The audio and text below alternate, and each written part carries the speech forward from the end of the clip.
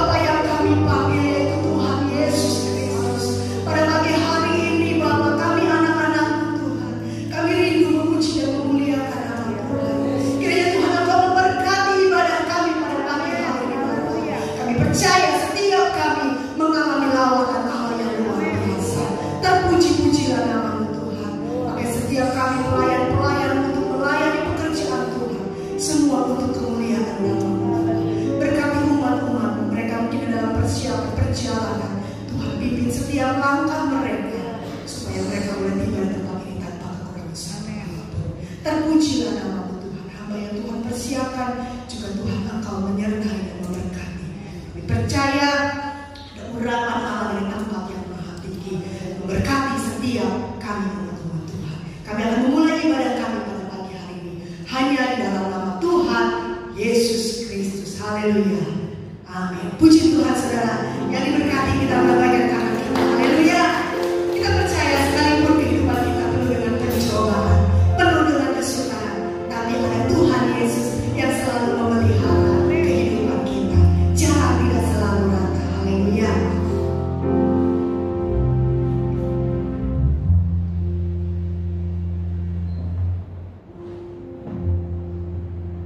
Jalan tidak selalu rata.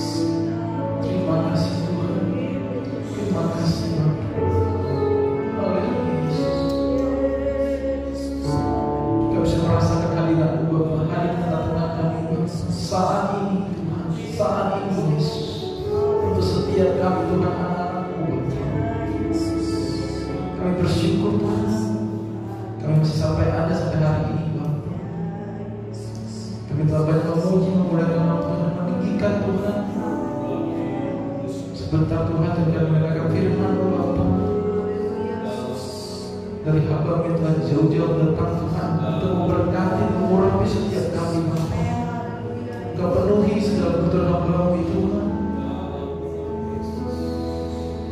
Engkau dan hamba-Mu yang sangat setia Tuhan. Penuhi panggilan-Mu Bapa. Ikuti jalan-jalan-Mu Bapa. Berkati hamba-Mu Tuhan, pergi masuk keluarnya Tuhan. Terima kasih Bapa. Penuhi kami Tuhan untuk mendengarkan firman-Mu Bapa.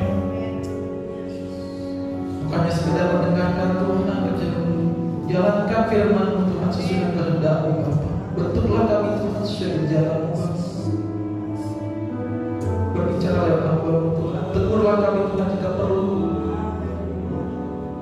supaya kami tidak berada di jalan yang salah Bapa.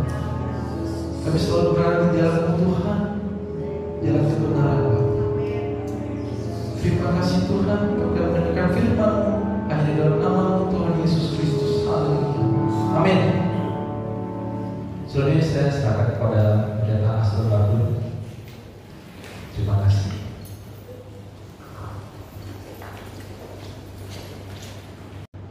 Puji Tuhan saudara ya. Saya pikir tadi suaranya kecil gitu.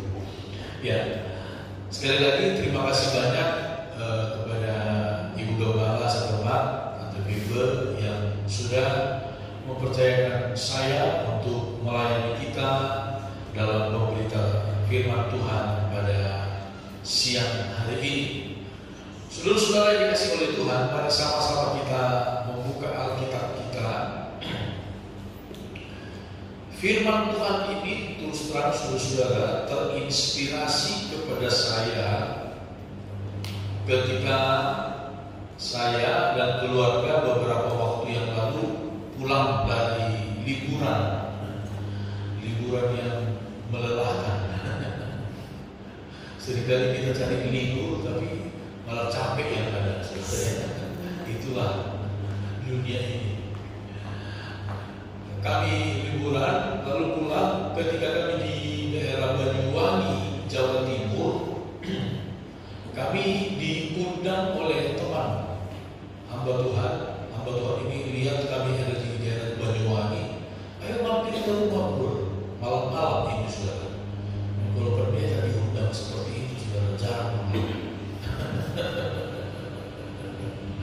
Puji Tuhan, saya mampir ke pastorinya, kebetulan pas di pinggir jalan. Lalu kami ngobrol-ngobrol tentang pelayanan yang mereka lakukan di sana di daerah Banyuwangi. Dia ceritakan bagaimana Tuhan sedang bekerja di tengah-tengah pelayanan mereka. Tuhan membawa jiwa-jiwa yang baru dan jiwa-jiwa dari yang sebelumnya dari agama mayoritas, saudara ya, datang kepada Tuhan. Satu keluarga yang dia ceritakan yang buat saya sangat istimewa, saudara ya, sangat istimewa. Satu waktu ada seorang bapak, masih muda lah, kurus, agak kurus, bawa ransel, datang ke gereja, ketemu pendeta. Ada pendeta nggak ada? Wah ini saudara di daerah seperti itu, bapak-bapak datang bawa ransel lagi. Saudara bisa maklum ya, bisa paham ya. Lalu bapak ini nanya tentang agama Kristen. Wah, ini pendetanya mulai was-was, was-was. Ini apa ini? Supaya jangan salah jawab, si pendeta pikir jangan sampai dia salah ngomong. Si pendeta cuma bilang, Mas, saya nggak mau debat tanya jawab dengan Mas. Ini saya punya Alkitab. Ini saya kasih ke Mas, baca aja di rumah ya. Kalau mau tahu tentang Kristen, baca aja Alkitab ini. Si bapak itu bilang, kalau Alkitab juga saya ada, saya punya.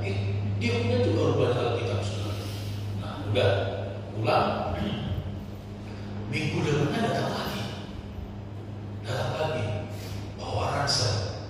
Wah, ngobrol-ngobrol lagi, pulang. Minggu depannya datang lagi, sama tetap bawa ransel. Si pendetanya sebenarnya nggak terlalu, gembala sebenarnya nggak terlalu gimana gitu ya. Tapi yang mulai ketakutan ibu gembala, istrinya. Wah, apa isinya nggak tahu, saudara ya. Lalu si bapak gembala bilang begini. Akhirnya si bapak gembalanya terus terang, dia bilang, Mas, saya minta maaf, boleh nggak kita ngobrol-ngobrolnya? Kebetulan mereka ada di pastornya di pojok dekat pinggir jalan situ ada pos buat keamanan. Bolehkah kita ngobrol-ngobrol di sana saja? Karena istri saya terus terang agak takut dengan kedatangannya Mas. Gitu. Wah, boleh, gak apa-apa. Akhirnya mereka tiap kali dia datang, mereka ngobrol di luar pastori sebenarnya. Tapi puji Tuhan, lama-lama akhirnya dia jadi percaya kepada Tuhan. Jadi percaya kepada Tuhan. Bukan cuma dia, istrinya juga jadi percaya kepada Tuhan. Padahal kalau menilik latar belakang pendidikannya, saudara, dia dari sebuah sekolah yang tergolong cukup garis keras, dari garis keras, tapi dia jadi percaya kepada Tuhan. Bahkan belakangan ini si gembala pendeta itu cerita, orang tuanya pun sudah mau didoakan, kebetulan lagi sakit, mau didoakan, sudah percaya kepada Tuhan. Dan yang menarik luar biasa, saudara-saudara, si bapak gembala itu, pendeta itu perlihatkan kepada saya sebuah video ketika dalam satu ibadah, dalam ibadah Pantekosta beberapa bulan yang lalu, doa kita orang BBTI biasa doa sebelum malam ya. Ketika doa sebelum malam berlangsung, istri si bapak tadi yang baru percaya kepada Tuhan ke gereja itu masih mau pakai pakaian yang lama. Ya, seperti itu saudara ya. Masih memakai pakaian itu ke gereja, tapi ketika berdoa dan luar biasa sungguh-sungguh, saudara, menangis berdoa memuji menyembah Tuhan Yesus dalam pakaian yang seperti itu, luar biasa. Nah, saya berpikir, ini terus terang saudara, misalnya dalam hal doa 10 malam, doa Pantekosta, orang Pantekosta sendiri ada beberapa orang Pantekosta berkata, itu kan udah nggak perlu, itu kan udah nggak relevan. Itu orang Pantekosta sendiri. Padahal orang Protestan seperti GKI, saudara, orang GKI, pada waktu ibadah doa pencurahan Roh Kudus, mereka juga bikin sekarang doa 10 malam. Yang cerita saya orang GKI sendiri. Tapi orang Pantekosta malah bilang gak perlu lagi. Ini orang yang baru percaya Tuhan, masih pakai pakaian yang lama, saudara. Ke gereja masih pakai pakaian yang tradisi mereka yang lama, tapi sungguh-sungguhnya saya diperlihatkan videonya, saudara. Terus terang saya luar biasa kagum, luar biasa pekerjaan Tuhan. Nah, sekarang kita bagaimana? Kita yang sudah lebih dahulu menjadi orang yang percaya kepada Tuhan. Untuk itulah mari sama-sama kita mau diingatkan oleh firman Tuhan di dalam kitab Injil Lukas pasal 13. Injil Lukas pasal 13, kita membaca mulai dari ayat 22, saudara-saudara. Injil Lukas pasal 13 ayat 22, firman Tuhan berkata demikian. Kemudian Yesus berjalan keliling dari kota ke kota dan dari desa ke desa sambil mengajar dan meneruskan perjalanannya ke Yerusalem.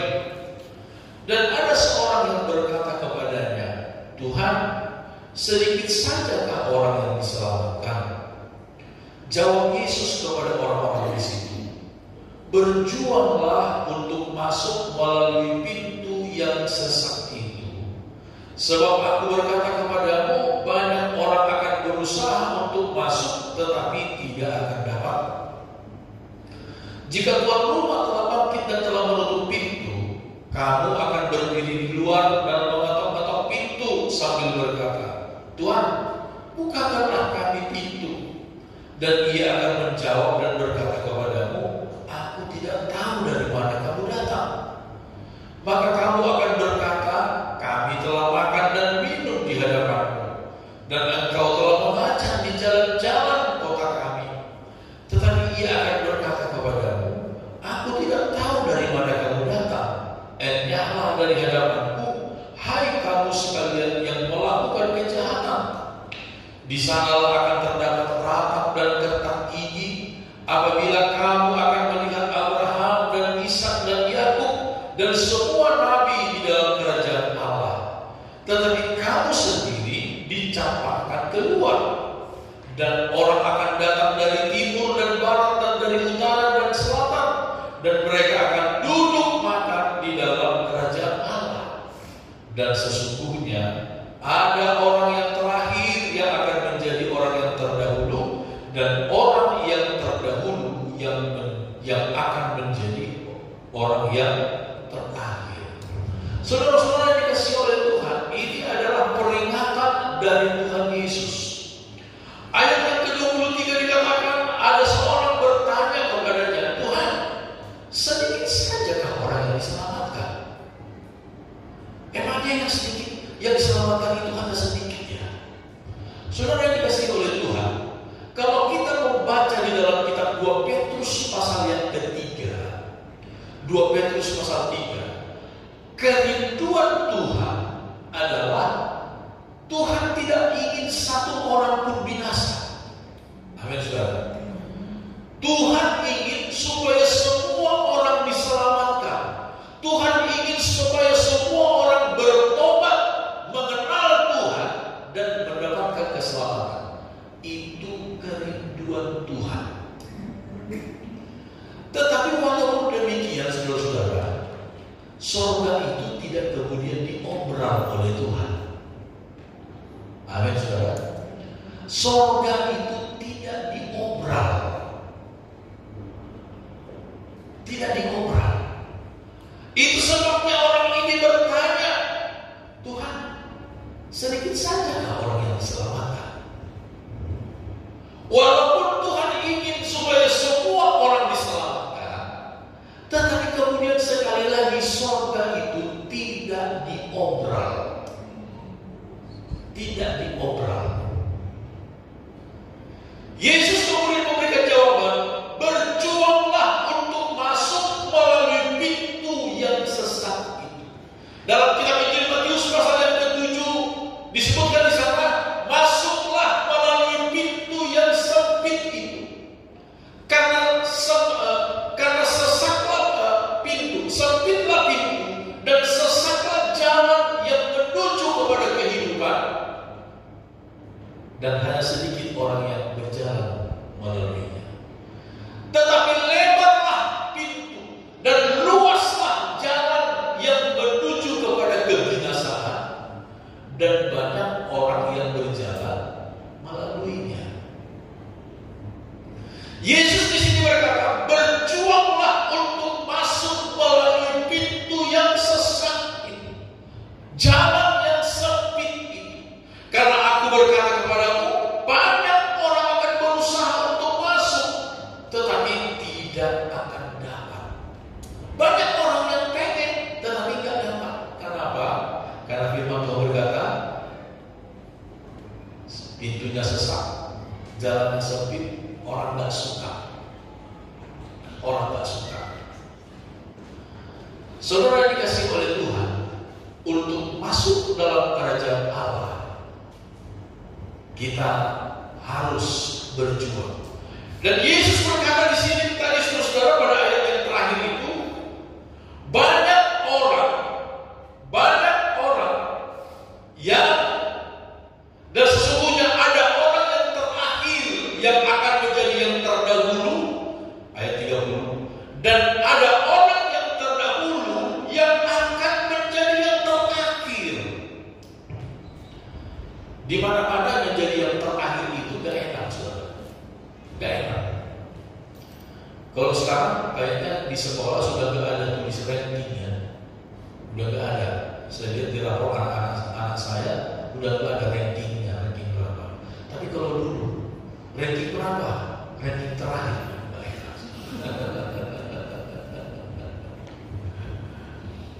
Di pesta juga, misalnya antri makan, jadi yang terakhir itu gak enak. Kita di GBDI DKI ada satu kebiasaan di GBDI DKI hamba-hamba Tuhan yang tidak bisa dicontoh oleh gereja manapun. Gak bisa. Ini sudah berjalan puluhan tahun. Apa itu? Yang namanya respon hamba-hamba Tuhan. Dulu sebelum pandemi, kita hamba-hamba Tuhan DKI itu ada respon doa bersama setiap minggu, setiap hari Senin, tiap Senin doa bersama bergiliran di gereja. Di sini sering ya, kebagian doa bersama. Gereja lain coba bikin, gak bisa, saudara, gak bisa. Dan selesai ibadah, selesai doa bersama, makan. Wah, tuan rumah siapkan hidangan makanan. Nah, kalau orang paling belakangan, saudara, wah, tiba-tiba nyampe, ya tinggal buah doang. Makanya kalau lagi antri begitu, saudara, seringkali ada dua hal yang diingatkan. Makan rame-rame, antri begitu, prasmanan. Dua hal yang diingatkan. Yang pertama apa? Ingat kesehatan. Ingat kesehatan. Karena kalau saking banyak, ingat kesehatan. Yang kedua, ingat orang yang di belakang.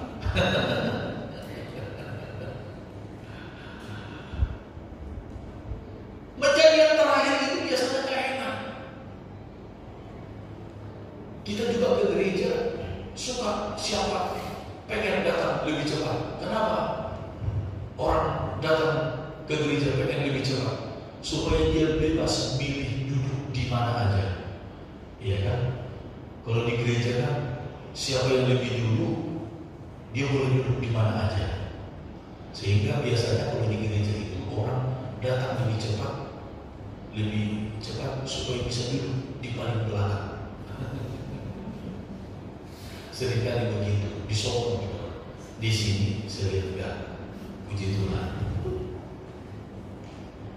Tetapi yang kenyataannya memang saudara-saudara, yang terakhir itu seringkali gak enak. Menjadi yang terakhir itu seringkali gak enak. Jadi anak terakhir banyak gak enaknya. Saya orang Batak, pembagian warisan yang bungsu, yang cuma dapat sisa-sisanya, yang lain sudah dapat ini, dapat itu, yang bungsu kamu dapat ini aja ya. Habis itu terus udah dapat cuma ini, harus dibagi lagi dengan cucu paling tua dari orang tua. Wah, itulah. Saya nggak tahu kalau misalnya dalam Tionghoa, nggak tahu seperti apa sebenarnya, tapi orang Batak katanya seperti itu. Ya, saya alami, saudara. Saya alami. Jadi yang terakhir itu gak enak.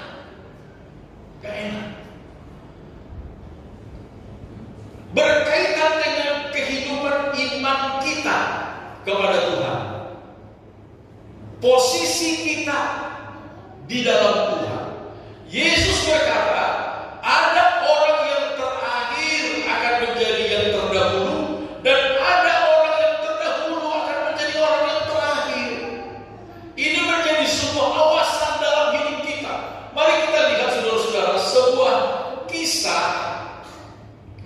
Di dalam kitab Kejadian, satu cerita di dalam kitab Kejadian, kitab Kejadian pasal 38.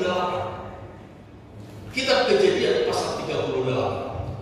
Saudara, kalau kita memperhatikan kitab Kejadian pasal 38 ini, pasal ini agak sedikit aneh, agak sedikit spesial. Kenapa saya sebut aneh atau spesial?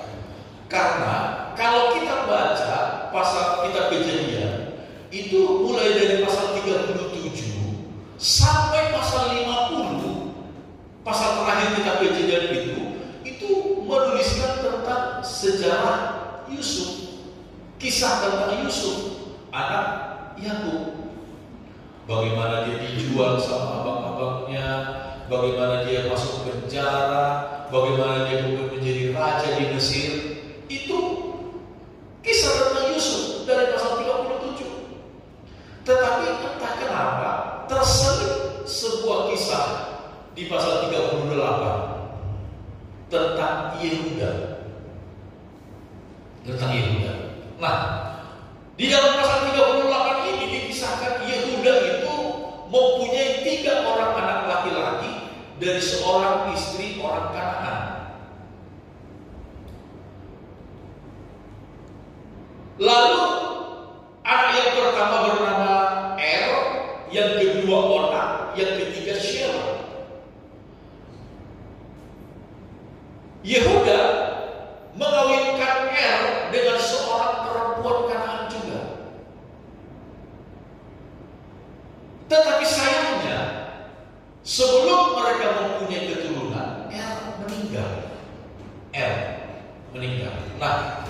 Nah, kalau saudara membaca kisah seperti kisah dalam Kejadian 38 ini, jangan saudara berkata begini, loh, kenapa sih kok bisa begini? Jangan saudara bertanya begitu. Baca saja dan nanti saudara renungkan apa makna rohani dari kisah-kisah yang ditulis dalam Alkitab. Ya.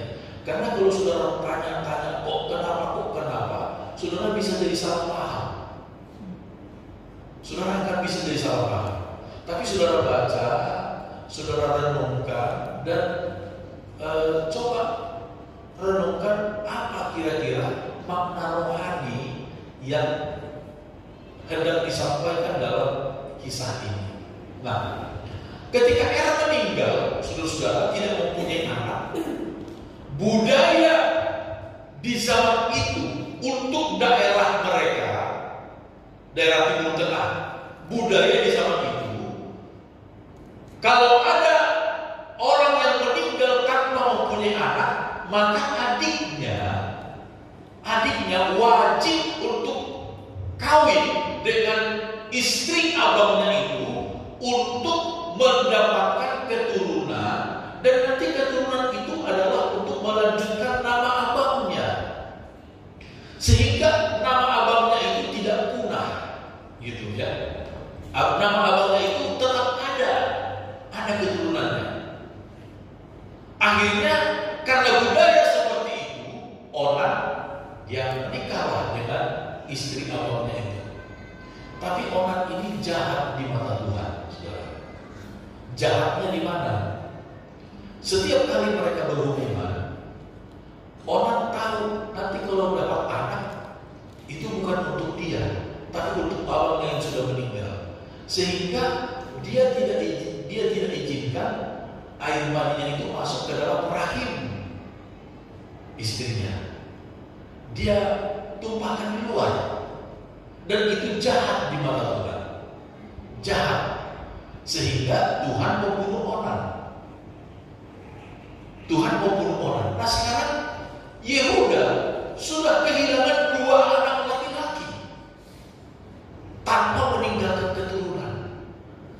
Dia sebagai manusia takut juga. Wah, ini anak mantu saya ini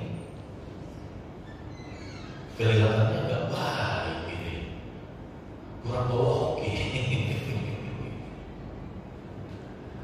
Dia cari cara. Dia takut juga nanti anaknya yang ketika inisial ini mati juga. Dia cari cara. Dia lihat Sheila masih kecil, dia bilang sama anak mantunya, anak mantu, kamu pulang dulu ya ke rumah orang tuamu. Sampai nanti Sheila dewasa, dia masih anak. Nanti kalau dia udah dewasa, baru dia kawin dengan kamu ya. Anak mantunya nggak tahu rasa curiga, iya aja. Dia pulang ke rumah orang tuanya, dia memakai pakaian kejandaan. Itu pakaian budaya pada waktu itu. Kalau seorang janda ada pakaian tersendiri, menandakan bahwa dia seorang janda. Dia pakai pakaian janda. Tahun berganti. Anak mantunya ini tengah, siapa sudah dewasa, tapi kok nggak diberikan juga kepadanya. Wah, dia mulai berpikir, papa mertua saya kelihatannya curang.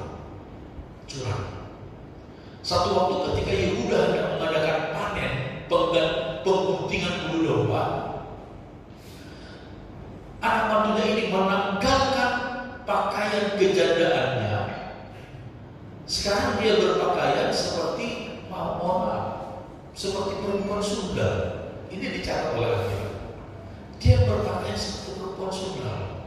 Dia berdiri di pinggir jalan. Dia tahu Yehuda mertuanya akan lewat dari situ. Dia berdiri di pinggir jalan, pakai pakaian seperti perempuan Sunda. Yehuda nggak kenal, dan mungkin sudah bertahun-tahun nggak ketemu. Yehuda nggak kenal. Transaksi lah mereka. Transaksi, ya udah. Lalu Yehuda juga pada waktu itu nggak bawa duit cash. Kalau sekarang nggak punya duit, nggak bawa duit cash, nggak bawa uang cash, sehingga dia berikan cincin materainya, tongkatnya, dan barang-barang lain yang dia miliki yang dia bawa saat itu sebagai jaminan. Ini ya, tongkat, ada cincin materai, ada barang-barang kepunyaan saya sebagai jaminan. Nanti saya akan suruh orang lain untuk bawa uang ke kamu, dan lalu ini barang-barang saya ini nanti kamu kembali. Oke. Yehuda memang menyuruh orang. Beberapa waktu kemudian Yehuda suruh orang, tolong bawa uang ini. Ada seorang perempuan di sana, tolong kasih kepada dia, dan tolong ambil kembali barang-barang kepunyaan saya. Tapi ketika orang suruhan Yehuda ini datang, dia bertanya kepada orang di situ, ada nggak perempuan Sunda di daerah sini? Orang di kampung itu nggak ada. Di kampung kami tidak ada perempuan Sunda. Wah, akhirnya pulanglah dia. Dia bilang sama Yehuda, Tuhan, itu orang nggak ada. Gak ada yang mengenal dia di kampung itu pun, gak ada yang tahu. Yehuda bilang, ya udahlah, biarin aja, yang penting kita sudah bawa yang mesti kita berikan kepadanya. Berbulan kemudian, Yehuda mendengar anak mantunya hamil. Anak mantunya hamil 9 bulan kemudian. Dia dengar, wah, begitu dia mendengar anak mantunya hamil, marah Yehuda. Bawa dia ke sini, biar kita bakar dia. Ini hukum pada masa itu diizinkan, biar kita bakar dia. Bawa dia ke sini. Kita memang manusia seringkali seperti itu. Kalau kesalahan orang, wah, cepat sekali kita menghakimi. Tanpa tanya lebih dahulu sebab musababnya, langsung bakar dia. Ketika orang datang menjemput anak mantunya itu berkata, ya udah, apa-apa saya dibakar. Tapi tolong kasih tahu ya, saya ini mengandung hamil dari orang yang mempunyai barang-barang ini. Tolong tunjukkan kepada ayah mertua saya. Saya mengandung dari orang yang mempunyai barang-barang ini. Tongkat dan cincin materai. Dan ketika ditunjukkan kepada Yehuda, kagetlah Yehuda. Wah, ini semua punya saya. Berarti dia orang yang pernah saya hampiri beberapa waktu yang lalu. Yehuda berkata, dia sadar. Yehuda sadar. Akhirnya Yehuda berkata, Bukan dia yang salah, bukan perempuan itu yang salah, saya yang salah. Salahnya di mana? Anak usia sudah dewasa, saya tidak berikan anakku kepadanya. Lalu singkat cerita, kemudian saudara, perempuan ini hendak melahirkan. Ketika perempuan ini hendak melahirkan, kita membaca mulai dari ayat yang ke-27, saudara-saudara, kita Kejadian pasal 38. Pasal 38 kitab Kejadian ayat 27 dikatakan demikian. Ayat 27 firman Tuhan berkata, pada waktu perempuan itu hendak bersalin, nyatalah ada anak kembar dalam kandungannya. Dan ketika ia bersalin, seorang dari anak itu mengeluarkan tangannya, lalu dipegang oleh bidan, diikatnya dengan benang kirmizi serta berkata, inilah yang lebih dahulu keluar. Ketika anak itu menarik tangannya kembali, keluarlah saudaranya laki-laki, dan bidan itu berkata, alangkah kuatnya engkau menembus keluar. Maka anak itu dinamai Peres. Sesudah itu keluarlah saudaranya laki-laki yang tangannya telah berikat benang kirmizi itu, lalu kepadanya diberi nama Zerah. Saudara, ketika Peres dan Zerah keluar, dilahirkan, firman Tuhan berkata, seorang anak itu sudah lebih dahulu mengeluarkan tangannya. Dia hendak lahir. Lalu bidan cepat-cepat dia ikat dengan benang kirmizi, karena mereka tahu ada anak kembar, supaya nanti ketahuan yang mana yang lebih dahulu lahir, mana yang kedua. Karena biasanya anak kembar itu mirip sekali, bukan? Supaya jangan salah, dikasih tanda benang kirmizi, diikat di tangannya. Ini yang lebih dahulu lahir, ini yang lebih dahulu keluar. Tapi entah kenapa dia tarik lagi tangannya, dia masuk lagi ke dalam. Dan ketika dia masuk ke dalam, tiba-tiba ada adiknya yang lorong keluar.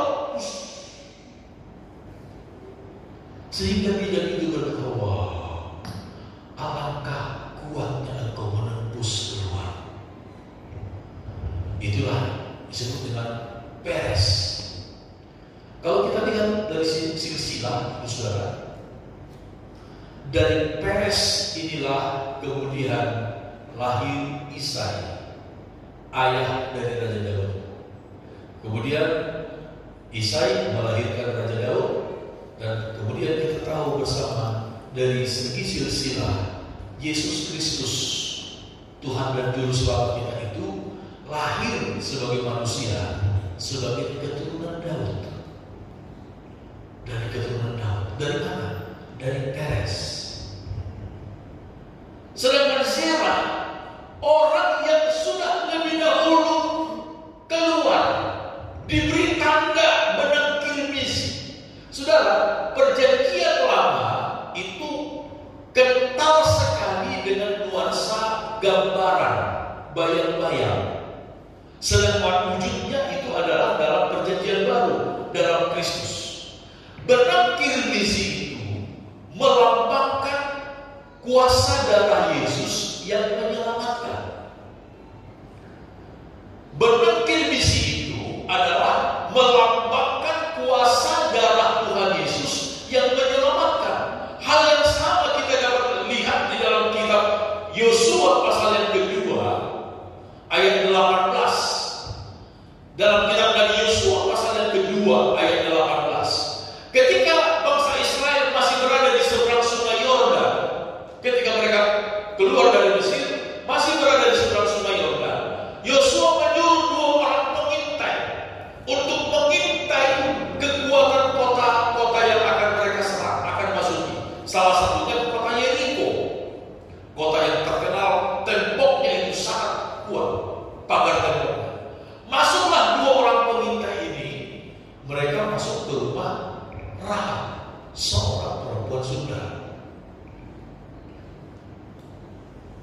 Tetapi Rahab melindungi, menyelamatkan kedua orang pengintai ini. Ketika orang-orang Yeriko datang ke keluarkan itu. Mana itu 2 orang Ibrani yang datang mengintai negeri kita. Cepat keluarkan. Biar kita tangkap. Rahab berkata, mereka mau pergi. Padahal Rahab menyembunyikan mereka. Dan ketika Rahab hendak melepas mereka pergi, Rahab berkata, saya sudah berbuat baik kepada kamu. Jadi tolonglah juga berbuat baik kepada saya dan keluarga saya.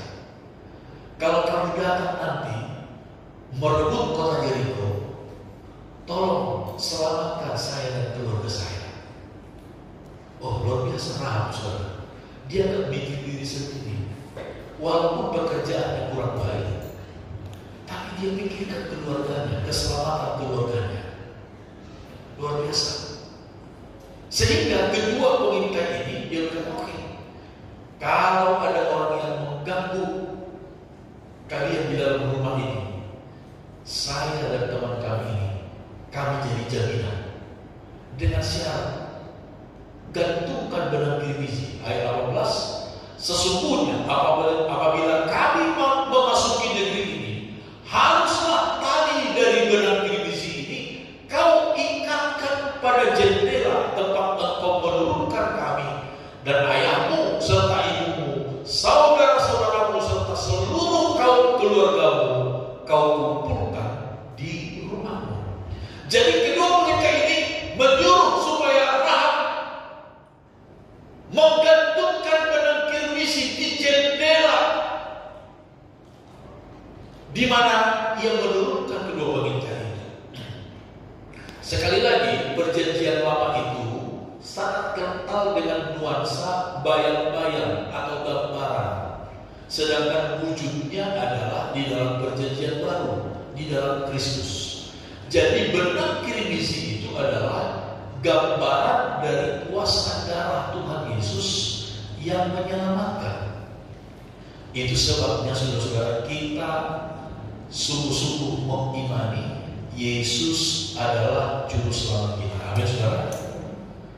Jangan seperti pengajaran seorang pendeta yang sangat terkenal, meresahkan hari-hari ini. Dia bilang Yesus bukan juru selamat. Nah, kalau Yesus bukan juru selamat, jadi juru parkir.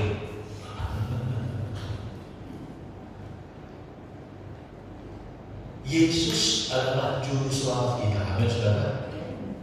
Tuhan dan juru selamat bagi kita.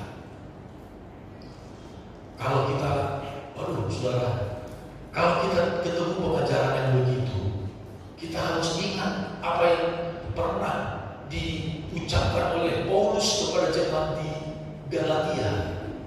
Kalau saudara perhatikan kitab Galatia pasal 1, Galatia pasal 1 ayat 1 sampai ayat 5 itu berisi salam. Sama salam.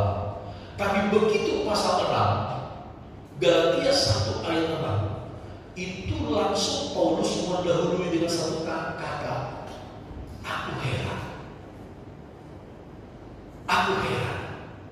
Gak ada bahasa yang lain. Paulus langsung tanya kali-kali. Dia bilang, saya heran lihat kamu. Saya heran. Ini satu bentuk protes, satu bentuk amarah dari Paulus karena mendapati di tengah-tengah jemaat Galatia mereka begitu lekas berbalik dari Injil yang benar. Sehingga Paulus berkata, kamu lekas sekali berbalik dari Injil yang benar kepada satu Injil yang sebenarnya bukan Injil.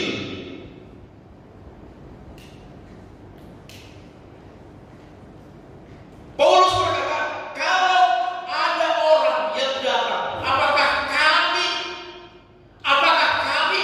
atau orang lain, atau mungkin malaikat dari surga yang datang memberitakan Injil yang berbeda dari yang telah kamu dengarkan sebelumnya, terkutuk lagi. Ini Paulus berkata, kalau seandainya kami memberitakan Injil yang berbeda dari yang dahulu. Kalau seandainya ada orang pendeta yang tidak konsisten dalam pengajaran, ini Paulus berkata, seandainya pun kami kalau ada hamba Tuhan, pendeta yang tidak konsisten dalam pengajarannya, karena memang dalam kenyataannya ada pendeta hamba Tuhan gak konsisten dalam pengajaran. Saya ingat saudara di Jakarta itu pernah ada seorang hamba Tuhan cukup senior, cukup terkenal sebetulnya. Pada waktu muncul pengajaran gak boleh menyebut nama Allah, katanya nama Allah itu adalah nama dewa di Timur Tengah dulu, jadi harus menyebut nama Yahweh. Wah, pendeta ini awalnya berkata itu salah, pengajaran itu salah, kita boleh menyebut nama Allah gitu. Tapi entah kenapa beberapa waktu kemudian dia berubah. Dia berkata yang benar adalah gak boleh menyebut nama Allah, harus Yahweh, karena nama Allah itu nama dewa. Dia berubah. Lalu kemudian dia hamba Tuhan itu jatuh sakit dia. Ketika dia sakit, dia berubah lagi. Dia bilang, oh rupanya saya kita salah.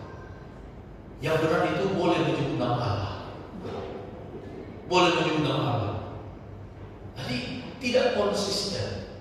Nah, Paulus berkata, kalau kami atau orang lain atau mungkin malaikat dari langit, dari surga dapat memberitakan Injil yang berbeda dari yang telah pernah kamu dengar sebelumnya, terkutuklah dia. 2 kali Paulus berkata, terkutuklah dia. Seringkali memang saudara-saudara kita mendapatkan seperti kontradiksi, tapi sesungguhnya bukan kontradiksi. Kenapa? Di dalam kitab Yakobus dan Petrus dikatakan, janganlah kamu mengutuk, tetapi hendaklah kamu memberkati, karena untuk itulah kamu dipanggil untuk mendapatkan berkat. Tapi Paulus berkata, terkutuklah dia untuk orang yang memberitakan, membawa Injil yang berbeda, yang menyesatkan.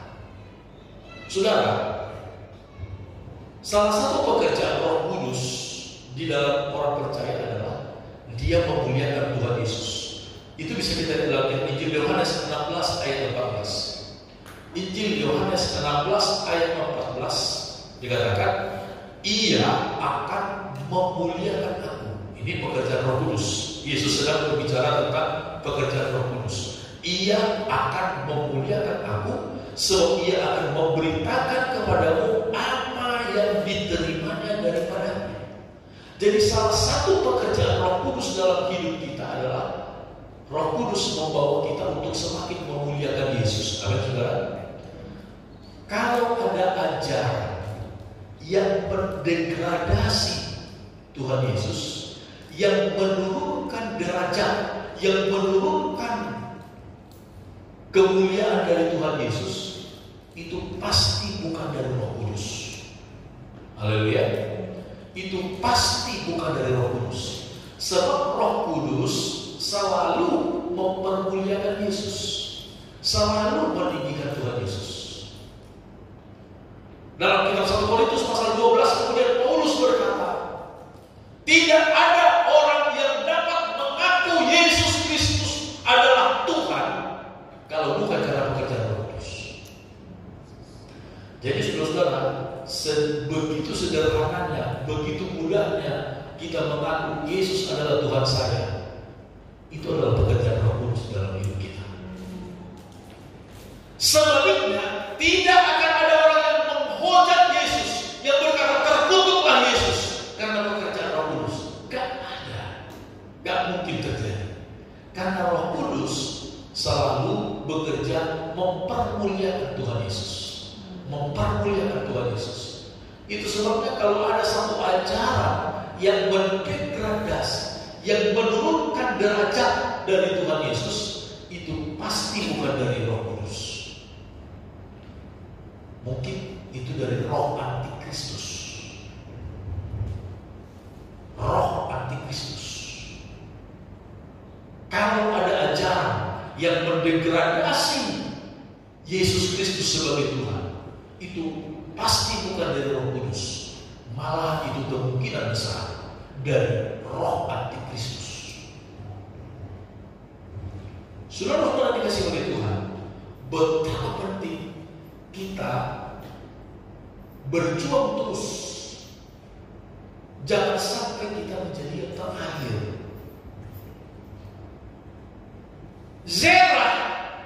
Zerah, dia sudah lebih dahulu keluar. Dia mengeluarkan tangannya. Tapi dia tarik lagi. Jangan kita menjadi orang Kristen yang menarik diri dari kesetiaan kepada Tuhan. Ada saudara? Ada satu lagu tempo sangat bahagia. Saya yakin mungkin di sini tidak ada yang pernah mendengarnya. Ini sering dinyanyikan oleh orang tua saya. Karena orang tua saya orang jadul. Almarhum. Bernuansa ke-Belanda-Belandaan bahasanya. Karena lama juga bahasa tempo doe-doe. Kita orang tak mau mundur, tidak mau.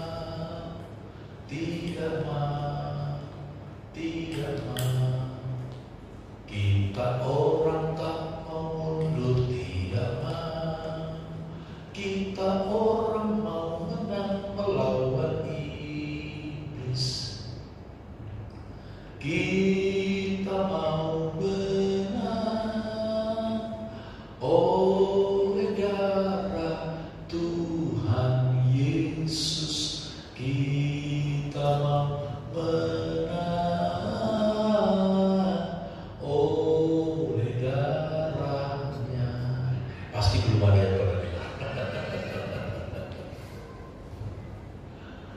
Kita orang, ini kan seperti orang Belanda ya. Kita orang tak mau mundur, tidak mau. Saudara-saudara dikasih oleh Tuhan, jangan seperti Zerah. Dia menarik diri. Kitab Ibrani pasal 10 dikatakan, apabila ia mengundurkan diri, aku tidak berkenan kepadanya. Tuhan tidak suka dengan anak-anak Tuhan yang mengundurkan diri. Seringkali banyak orang Kristen, entah karena berbagai macam alasan atau faktor, dia menarik diri dari pelayanan. Saya jadi penonton aja di gereja. Dalam pertandingan saudara, penonton gak pernah dapat medali. Amin saudara. Pernah lihat penonton dapat medali? Gak ada. Penonton gak pernah dapat piala. Medali itu, piala itu, penghargaan itu hanya untuk para pemain. Tapi kalau dalam komentator, biasanya penonton itu lebih jago dari pemain. Kalau kasih penilaian komentar, penonton lebih jago dari pemain. Main sepak bola, Messi yang harganya triliunan, nendang bola, melenceng, gak gol. Ya, bodoh. Messi sepak bola dibilang bodoh. Coba dia yang suruh main sepak bola, suruh lari lapangan 2 kali aja kalau gak pingsan. Iya. Biasanya penonton itu lebih jago dari pemain. Dalam gereja kalau pelayanan juga seringkali begitu. Natal, masa tim musik begitu. Seragam kok begitu. Aduh, komen dulu makanannya kok begitu. Kenapa? Karena penonton sih. Coba kalau dia yang aktif terlibat di dalam, dia pasti tahu kenapa terjadi seperti ini, kenapa harus jadi ini, kenapa harus seperti itu. Dia akan tahu dan dia gak banyak mulut, gak banyak ngomong. Kenapa? Karena dia ada di dalamnya. Tapi ketika dia orang menarik diri, wah, Saudara-saudara dikasih oleh Tuhan, sorga gak akan sepi kalau saya tak masuk sorga. Sorga tidak akan masuk sepi kalau saya tak masuk ke dalamnya. Justru adalah merupakan satu penghargaan bagi saya, satu kehormatan bagi saya kalau saya diizinkan oleh Tuhan untuk melayani Dia. Amin, saudara. Melayani Tuhan segala Tuhan, melayani Raja di atas segala Raja, itu satu kebanggaan, satu kehormatan. Petrus bertanya kepada Yesus, Yesus, apa dong yang kami dapatkan? Kami kan sudah meninggalkan segala sesuatu karena kami mengiringi Engkau mengikut Engkau. Kami dapat apa? Apa jawaban Yesus? Setiap orang yang meninggalkan rumahnya, kehilangan sesuatu karena aku, akan mendapatkan 100 kali lipat di dunia ini. Bukan nanti di surga, di dunia ini akan mendapatkan 100 kali lipat. Dan nanti dia akan mendapatkan hidup kekal di dalam surga. Tuhan tidak pernah rugi, dan Tuhan tidak pernah mau membuat saudara jadi rugi. Tuhan tidak pernah berhutang, saudara. Tuhan tidak pernah gagal untuk menepati janjinya. Tapi seringkali saudara-saudara, keangkuhan kita mungkin, keangkuhan kita yang tadinya ulurkan tangan dalam pelayanan, kita menarik diri. Saya mau lihat, kalau saya berdiam diri, saya mau lihat. Ya, lihat aja. Tuhan tidak pernah kekurangan orang. Tapi sayangnya, kita yang sudah terdahulu, kita bisa jadi yang terbelakang. Dan sekali lagi jadi yang terbelakang itu gak enak, gak bagus. Syukur-syukur kursinya masih ada di surga untuk kita nanti. Ketika udah paling belakang, udah antri, stop, kursi penuh. Yang lain 2 saudara. Ya, mau kemana? Enggak ada tempat ketiga. Kalau misalnya surga, neraka, di sini ada tengah-tengah. Ya, nggak panas, nggak dingin gitu ya. Ya udah, tempat ketiga aja. Yang penting jangan di neraka. Ini nggak ada, hanya surga dan neraka. Ketika udah antri, kita paling belakang. Malaikat berkata stop. Surga udah penuh kursinya. Nah, mau kemana? Saudara yang dikasihi oleh Tuhan, kalau kita baca dalam kitab Nabi Yesaya, di akhir zaman, Tuhan akan membawa domba-domba dari Bani Kedar, dari Nebayot, akan datang ke rumah Tuhan, dan mereka akan menjadi persembahan yang harum bagi Tuhan. Nah, kita bagaimana? Kita yang sudah lebih dahulu menikmati kasih karunia Tuhan, menikmati keselamatan yang dari Tuhan. Jangan sampai kita yang sudah terdahulu menjadi yang terbelakang. Tapi biarlah kita yang sudah lebih dahulu menikmati anugerah Tuhan, kita terus setia berlomba, kita terus setia berjalan bersama dengan Tuhan, melayani Tuhan, walaupun kita mungkin dihadapkan pada jalan yang sempit, pintu yang sesat.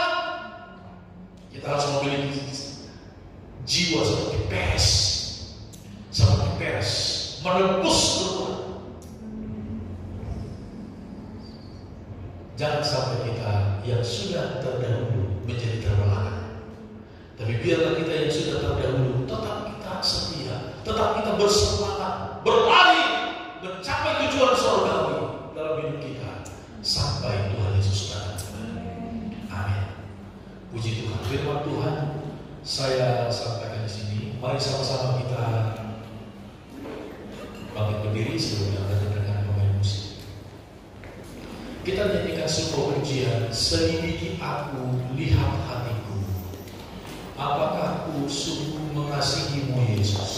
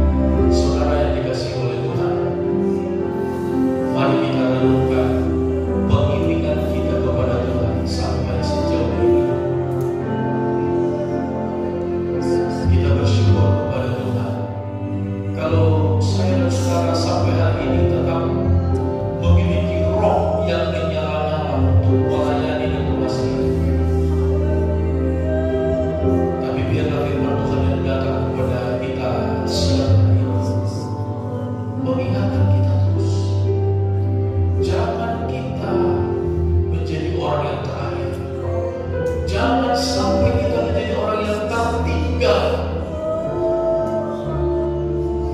Betapa celakanya ketika Tuhan datang dan kita menjadi orang yang terakhir, dan di depan kita pintu telah ditutup, pintu sorga telah ditutup.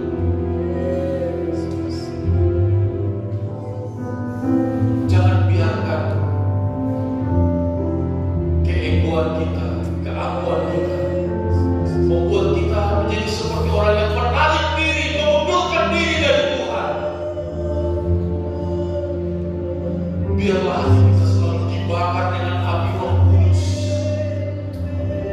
Biarlah cinta kita, kasih kita kepada Tuhan terus bertambah-tambah. Jangan biarkan situasi, lingkungan, atau perasaan kita mengalahkan cinta kita kepada Tuhan.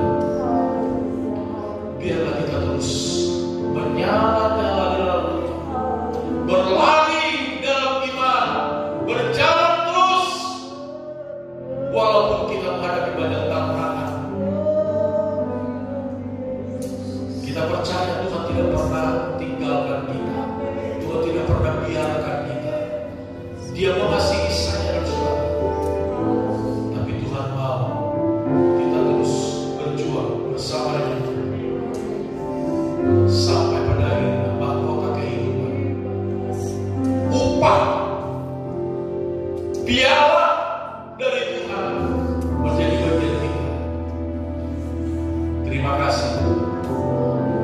Terima kasih Yesus. Sedikit lihat hatiku, apakah ku sungguh mengasihi Yesus, oh yang mana yang menilai hidupku, bahagia tersembunyi dari lampu lihat.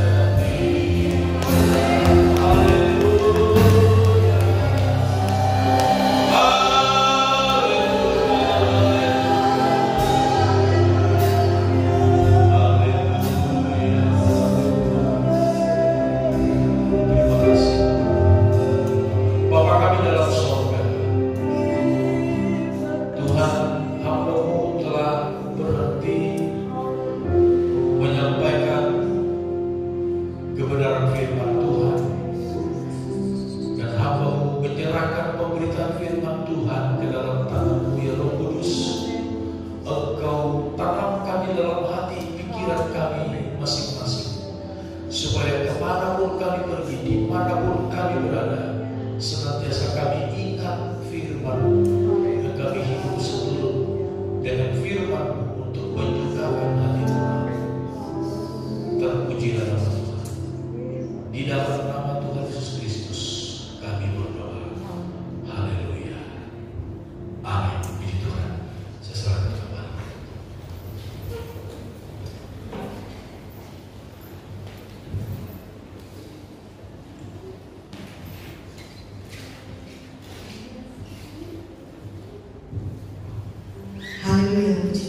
firman yang luar biasa menemukan dalam kehidupan kita, supaya kita tidak menjadi orang-orang yang terakhir. Amin saudara. Kita mau tetap berjuang dalam pertandingan iman kita sampai pada akhirnya kita boleh menerima mahkota kehidupan. Puji Tuhan, terima kasih Bapak Pendeta Asrul. Selanjutnya saya serahkan kepada Ibu Gembala. Puji Tuhan, firman Tuhan yang indah. Kita diajar oleh firman Tuhan hari ini, jangan kita mau jadi yang terbelakang. Selalu kita mau ada di depan, karena kita tahu pemimpin kita adalah Yesus Kristus, yang Allah yang luar biasa, Allah yang ajaib. Puji Tuhan, terima kasih buat Pendeta Asrul Marbun yang sudah melayani pada pagi hari ini. Kiranya Tuhan pakai semakin hari semakin hebat. Tuhan memberkati seisi keluarganya. Haleluya. Kita akan mengakhiri pada pagi hari ini. Saya kita sama pakai berdiri. Kita akan pujian kami memuji terus.